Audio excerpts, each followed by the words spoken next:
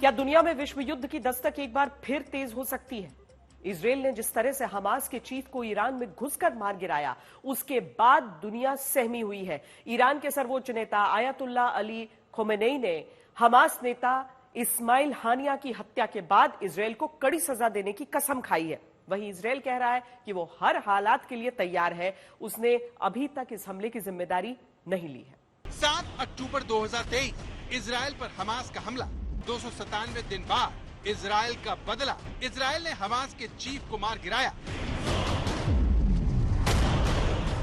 Israel ने घर में घुसकर हानिया को मार गिराया। ये मंगलवार की तस्वीर है जब आतंकी संगठन हमास का मुखिया हानिया तेहरान में ईरान के सुप्रीम नेताओं के साथ मुलाकात कर रहा था।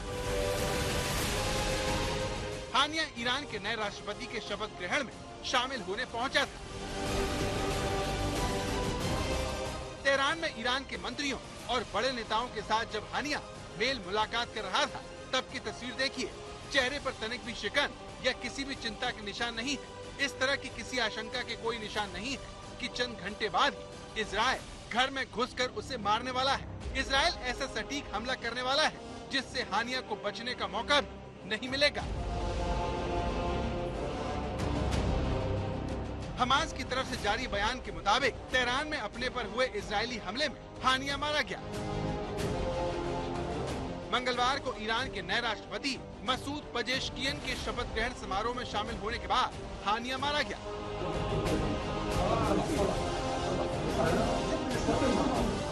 7 अक्टूबर को हानिया ने इजराइल पर हमास के हमले की लाइव फीड देखी थी और महिलाओं और बच्चों समेत इजरायली नागरिकों पर हमास के हमले का जश्न मनाया था।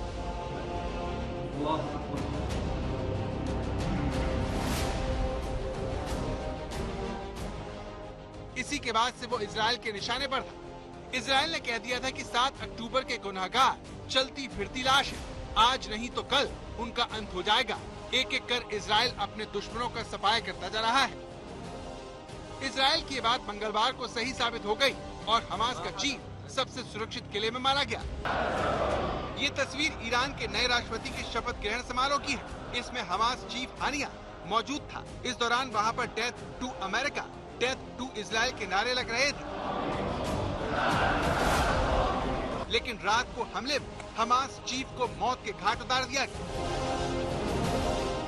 हानिया कतर में रहता था, लेकिन वो ईरान आया हुआ था। हमास चीफ हानिया की हत्या को लेकर सरकारी न्यूज एजेंसी इरना के मुताबिक हानिया के ठिकाने पर हमला गाइडेड मिसाइल से किया गया। हानिया उत्तरी तेहरान में एक घर में ठहरा हुआ था। ईरानी सेना उस जगह का पता लगाने में जुटी है।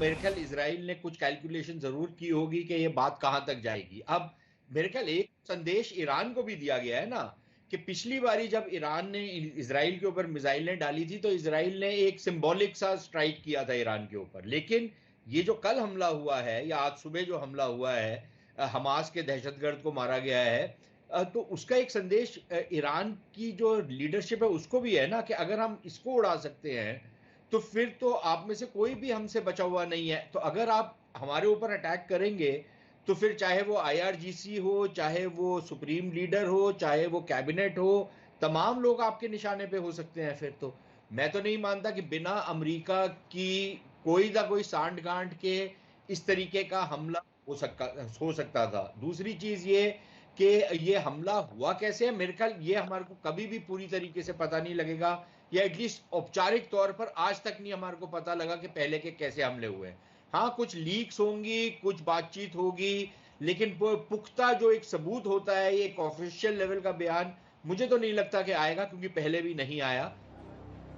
इस्माइल हानिया समेत हमास के सभी बड़े नेता 6 सालों से कतर में रह रहे थे। कतर से हमास के अच्छे संबंध रहे हैं। हालांकि 3 महीने पहले ही ये रिपोर्ट्स आने लगी थी कि कतर जंग में मध्यस्थता से परेशान हो चुका है। इसके चलते हमास के नेता ओमान शिफ्ट होने की प्लानिंग कर रहे थे, लेकिन इससे पहले ही हानिया मारा गया। 7 अक्टूबर को हमास ने इजराइल पर सीरियल हमला कर पूरी दुनिया को चौंका दिया था। हमास के इस आतंकी हमले में 1200 से ज्यादा लोग मारे गए थे। इस हमले का बदला लेने के लिए इजराइल ने फिलिस्तीन पर हमला बोल दिया और हमास और हिजबुल्लाह के कई कमांडरों को ढेर कर दिया था। हानिया का खात्मा इजराइल की सबसे बड़ी कामयाबी है। ऐसा क्यों कहा जा रहा है, उसे अब इस तस्वीर से समझिए जो ईरान के नए राष्ट्रपति और हानिया की मुलाकात की है। ईरान के नए राष्ट्रपति ने जिस तरह से हानिया को शपथ के बाद खुशी में गले लगाया, इससे काफी कुछ पता चलता है। हानिया की मौत के बाद अब सबकी नजरें ईरान पर है, जो आगे क्या करेगा यही सब जानना चाहते हैं। ईरान की राजधानी तेहरान में गुरुवार सुबह 10 बजे हानिया को अंतिम विदाई देने के लिए एक कार्यक्रम होगा। इसके बाद उसके शव को कतर भेजा जाएगा। यहाँ 2 अगस्त को दोहा में हानिया को सुपुर्दे खाक किया जाएगा। आज तक ब्यूरो। अपने दुश्मनों से बदला लेने में इजराइल किसी की नहीं सुनता, अपने सबसे बड़े मददगार अमेरिका की भी नहीं। इजराइल के प्रधानमंत्री नेतन्याहू अमेरिका के दौरे पर थे, जहां उन पर युद्ध विराम का दबाव बनाया गया, लेकिन इस जवाब को खारिज कर वो इजराइल लौटे और 12 घंटे के अंदर इजराइल ने अपने 2 दुश्मनों का सफाया कर दिया। इजराइल ने अपने दुश्मनों से बदला तो ले लिया, लेकिन ईरान के बाद अब तुर्की ने जो तेवर दिखाए हैं, उससे लड़ाई के भड़कने और फैलने का खतरा बढ़ गया है। इस्माइल हानिया की हत्या के बाद मध्य पूर्व में शांति की सारी उम्मीदें लगभग खत्म हो चुकी हैं, क्योंकि इजराइल ने उस शख्स को ही मार गिराया है जिससे वो शांति की बात कर रहा था। हानिया की हत्या के बाद हमास और ईरान समर्थक दावा कर रहे हैं कि उसकी हत्या का ग्रीन सिग्नल किसी और ने नहीं, अमेरिका ने दिया था। और तभी नेतन्याहू अमेरिका से वापस इजराइल लौटे और उसके कुछ ही घंटे के भीतर पहले हिजबुल्लाह के नंबर 2 फौद शुक्र का और फिर हमास के चीफ हानिया का खात्मा कर दिया गया। सिर्फ प्रॉक्सी तक लिमिटेड थी। Houthis, Hezbollah, Hamas. Now the chances are कि ये वॉर जो है इस वक्त इंटरनेशनल हो सकती है। नेतन्याहू और आईडीएफ दोनों ने बिल्कुल क्लियर कर दिया है कि जब तक हमास का मिलिट्री इंफ्रास्ट्रक्चर जो गाजा के अंदर है वो उसको पूरी तरह से ध्वस्त नहीं कर देते और जब तक सारे होस्टेजेस को वापस नहीं लेके आ जाते, वो इस चीज को नहीं मानेंगे। गाजा में उनके इंफ्रास्ट्रक्चर को खत्म करने में आईडीएफ को अभी कई महीने और लग जाएंगे और मुझे नहीं लगता जब तक वो पूरा खत्म होगा तब तक कोई भी बातचीत इस बारे में होगी। जहां तक इस सवाल की बात है कि हानिया को इजराइल ने कैसे मारा, तो बताया जा रहा है कि मिसाइल किसी सबमरीन से या फिर एयरक्राफ्ट कैरियर से उड़ान भरने वाले लड़ाकू विमान की ओर से दागी गई थी। दोनों ही सूरत में अमेरिका की जानकारी के बिना ऐसा होना मुमकिन नहीं है, क्योंकि उसकी जबरदस्त नौसैनिक तैनाती है। हालांकि जब अमेरिकी विदेश मंत्री से इस बारे में सवाल पूछा गया तो उन्होंने किसी जानकारी से इनकार कर दिया। अमेरिकी विदेश मंत्री एंटनी ब्लिंकन ने कहा कि अमेरिका को हानिया पर हमले की कोई जानकारी नहीं थी। सिंगापुर में चैनल न्यूज एशिया के साथ एक इंटरव्यू में ब्लिंकन ने कहा, हमारा फोकस गाजा में जंग को रोकना है, हम सीज फायर के लिए लगातार कोशिश करते रहेंगे। अमेरिका के इन बयानों पर ईरान या उसकी मदद से काम करने वाले आतंकी संगठन कितना यकीन करेंगे, इसका अंदाजा लगाना मुश्किल नहीं है। ऐसे में खतरा यही है कि मध्य पूर्व में जारी जंग और भड़क सकती है और कुछ देशों तक फैल भी सकती है। ये क्षेत्र बारूद के ढेर पे तो कई दशकों से बैठा हुआ है और खास तौर पर अक्टूबर 7 में जो आतंकी हमला हुआ था इजराइल के ऊपर और उसके बाद इजराइल की जो प्रतिक्रिया रही है, उसके बाद तो बारूद के ढेर पे बैठा ही हुआ है। और अगर आप देखें तो एक लिहाज से इजराइल तो मल्टीपल फ्रंट्स पे ऑलरेडी लड़ाई लड़ रहा है। एक तो गाजा में है, लेबनान के साथ एक लिहाज एक जंगी स्थिति है, सीरिया के साथ वही हालत है, नीचे से यमन से उनके ऊपर यलगार हो रही है, अटैक्स हो रहे हैं। ईरान ने भी एक बारी 300 मिसाइल, ड्रोन और तमाम चीजें इनकी तरफ फायर की हैं। तो मल्टीपल फ्रंट्स तो ऑलरेडी खुले हुए हैं। अब इशू ये है कि उससे ज्यादा और क्या होगा। क्या जमीनी स्तर पर लड़ाई और फैलेगी? हो सकता है, उसको आप नजरअंदाज नहीं कर सकते उस खतरे। अब सवाल है कि खतरा कहां से और कैसे बढ़ सकता है। तो इसकी आशंका लेबनान पर इजरायली हमले से बढ़ गई है। गोलान में फुटबॉल फील्ड पर मिसाइल हमले में इजराइल के 12 बच्चों की मौत हो गई थी। इजराइल ने इस हमले के लिए हिजबुल्लाह के नंबर 2 फौद शुक्र को कसूरवार ठहराया। यही नहीं, उसने हवाई हमला कर फौद शुक्र को मौत के घाट उतार दिया। अब ईरान के साथ मिलकर हिजबुल्लाह ने इजराइल पर हमला तेज किया तो इजराइल लेबनान में दाखिल हो सकता है। इससे तुर्की भी कार्रवाई कर सकता है। पूर्व इजरायली राजनयिक डॉक्टर एलन लील ने कहा कि अगर लेबनान में कुछ महत्वपूर्ण होता है तो एर्दोगान लेबनान में इजराइल के किसी भी प्रवेश को अपने लिए आधी दूरी मानते हैं। यानी वो तुर्की जो नाटो के देश के तौर पर अमेरिका का सहयोगी है, इजराइल के खिलाफ कदम उठाने से बाज नहीं आएगा। दूसरी तरफ ईरान में घुसकर किए गए इजराइल के हमले से नाराज रूस और चीन भी बढ़ते खतरे का संकेत दे चुके हैं। आज तक ब्यूरो। अब सबसे बड़ा सवाल, आगे इजराइल और हमास की लड़ाई कैसे बढ़ सकती है? इसकी तस्वीर हमास के नए चीफ के साथ तय होगी। वैसे हानिया ने इस लड़ाई को पॉलिटिकल रंग देने की कोशिश की थी, जो कि एक उदारवादी चेहरा था। और इतिहास गवाह रहा है कि इस तरह की एक्शन के बाद हमास ने कट्टरपंथी चेहरे को अपना चीफ बनाया है। अब हमास का क्या होगा? क्या इजराइल हमास को पूरी तरह खत्म कर देगा, या फिर हमास नए सिरे से करेगा जंग का ऐलान? इजराइल की सीमा में घुसकर की गई हमास की गुस्ताखी का अंजाम हमास को चीफ गवाकर भुगतना पड़ा है। ये इजराइल का अंदाज है, ये इजराइल का इंतकाम है, ये इजराइल का संदेश है। जो छेड़ेगा उसे छोड़ेंगे नहीं, चाहे फिर वो दुनिया के किसी भी कोने में छिप जाए, चाहे उस पर कितना दबाव बन जाए, क्योंकि उसकी यही रणनीति उसके अस्तित्व की लड़ाई है। लेकिन सवाल यह है कि इस जंग का अंजाम क्या होना है?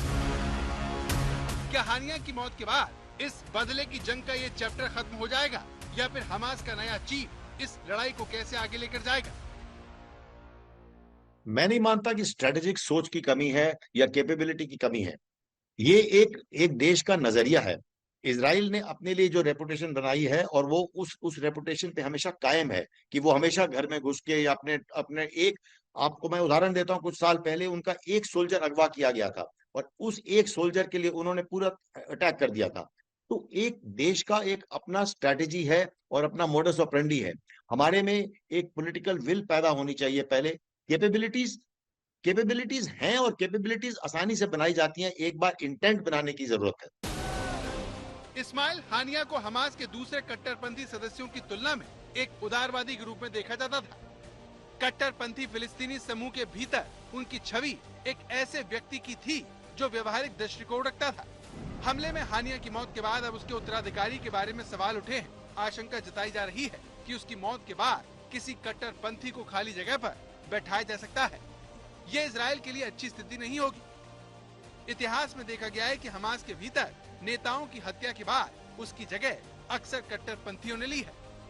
इसके लिए हमास के सह संस्थापकों में से एक और उसके आध्यात्मिक नेता शेख अहमद यासीन का उदाहरण सामने है, जिन्हें 2004 में मार दिया गया था। उनकी मौत के बाद बड़े पैमाने पर विरोध प्रदर्शन शुरू हुए। यासीन की जगह जिस शख्स ने ली, उसका नाम अब्देल अजीज अल रंतीसी था। इजराइल के अनुसार रंतीसी आत्मघाती बम विस्फोटों और अन्य हमलों में सैकड़ों लोगों की मौत का जिम्मेदार था। रंतीसी की मौत के बाद हानिया को हमास का नेता बनाया गया था। अब हम आतंक के खिलाफ भारत की लड़ाई की भी बात कर लेते हैं। इस सिलसिले में भारतीय सेना को बड़ी कामयाबी हाथ लगी है। रोमियो फोर्स की राष्ट्रीय राइफल्स और एसओजी पुंछ के संयुक्त ऑपरेशन में हिजबुल मुजाहिदीन के एक लोकल सपोर्टर को गिरफ्तार किया गया है। गिरफ्तार आतंकवादी से अभी तक जिस तरह की जानकारियां मिली हैं, उनसे घाटी में हिजबुल मुजाहिदीन के बड़े नेटवर्क का पर्दाफाश होगा। पुंछ जिले में देर रात एक गांव में संदिग्ध आतंकवादियों की सूचना पर सुरक्षा बलों ने घेराबंदी करके सर्च अभियान चलाया। यह अभियान 39 राष्ट्रीय राइफल्स और स्पेशल ऑपरेशंस ग्रुप पुंछ द्वारा चलाया गया। तलाशी के दौरान गुरेज का रहने वाला मोहम्मद खलील लोन सुरक्षा बलों के हत्थे चढ़ गया। गिरफ्तारी उसकी लाइन ऑफ कंट्रोल से हुई।